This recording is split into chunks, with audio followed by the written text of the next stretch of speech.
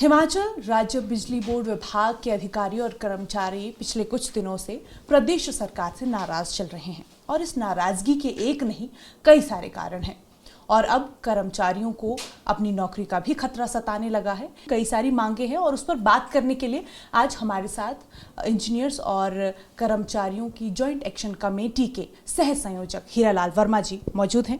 कई सारी मांगे हैं जिसको लेकर के आप लगातार प्रदर्शन कर रहे हैं। अब कर्मचारी अधिकारियों के साथ साथ जो आम जनता है वो भी आपके सपोर्ट में नजर आ रही है, क्या कहेंगे? अभी जो बिजली बोर्ड के कर्मचारी, अभियंता और पेंशनर्स संघर्षरत हैं, उसके पीछे दो तीन मुख्य कारण हैं। पहला कारण तो ये है कि आज जो बिजली बोर्ड के कर्मचारी, पेंशनर्स और अभियंता, उनको लग रहा है कि कहीं ना कहीं बिजली बोर्ड का अस्तित्व पे खतरा है। सरकार एक और क्या कर रही है कि आप जितनी कर भर्ती की प्रक्रिया जो चली थी 2 साल से पेंडिंग थी, 2 साल में कोई भर्ती नहीं हो पाई, जो भी फाइलें पेंडिंग थी वो फाइलें आपने वापस कर दी, कोई भर्ती नहीं होगी। और साथ में आप क्या कर रहे हैं, आप पोस्ट रिडक्शन पे नीचे जा रहे हैं। तो जहाँ आपके 10 लोग काम कर रहे हैं वहाँ आप 4-5 लोगों को रख रहे हैं या इस तरह सर्कुलर पूल में डाल रहे हैं। तो इससे कर्मचारियों में, जो अभियंता बिजली बोर्ड में काम कर रहे हैं, उनमें संशय का माहौल है कि इस ऑर्गेनाइजेशन का क्या होगा, कि इस ऑर्गेनाइजेशन को क्या दिशा प्रदेश सरकार दे रही है, कहीं ना कहीं निजीकरण की ओर तो नहीं जा रहे हैं। तो एक कारण है जिस करके आज बिजली बोर्ड के कर्मचारी, अभियंता, पेंशनर में बड़ा संशय है। और दूसरी बात, बड़ी बात है, यहाँ जितने कर भी संशोधन सीसीएस पेंशन रूल के तो सारे लागू किए गए, लेकिन अभी जो ओपीएस का था उसको लागू नहीं किया गया। उससे ये लग रहा है कि भी जो हमारा बिजली बोर्ड का कर्मचारी है, लगभग जो एनपीएस में 6,500 कर्मचारी, उनको लग रहा है कि भी अब तो गवर्नमेंट यूपीएस की बात कर रही है, ओपीएस भी अब क्लोज हो गया, तो बिजली बोर्ड का कर्मचारी कहाँ जाएगा?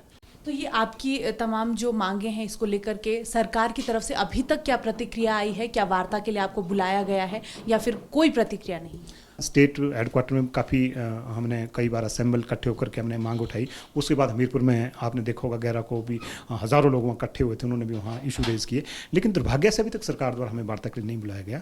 और स्वाभाविक है, हमें लग रहा है कि अगर सरकार वार्ता के लिए नहीं बुलाएगी, हमें तो अब देखो कर्मचारी और एम्प्लॉइज़ और जब इंस्टीट्यूशन पर खतरा है तो भारी क्रोश है। उस क्रोश को देखते हुए इस आंदोलन को और आगे ले जाना पड़ेगा।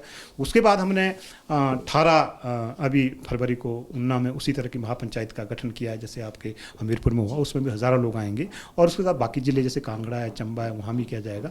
अगर सरकार नहीं मानेगी, वार्ता नहीं करेगी, तो कर्मचारी और अभियंता को और आगे बढ़ना पड़ेगा। तो आपने सुना कि किस तरह से जो कमेटी है उन्होंने ऐलान कर दिया है कि ये आर पार की लड़ाई है और अगर सरकार की तरफ से अब भी कोई प्रतिक्रिया नहीं आती है या उन्हें वार्ता के लिए नहीं बुलाया जाता है तो जो ये विरोध है ये लगातार जारी रहेगा और इसके परिणाम घातक सिद्ध हो सकते हैं। कैमरामैन राकेश कुमार के साथ हेमलता शर्मा, डीडी न्यूज़, शिमला।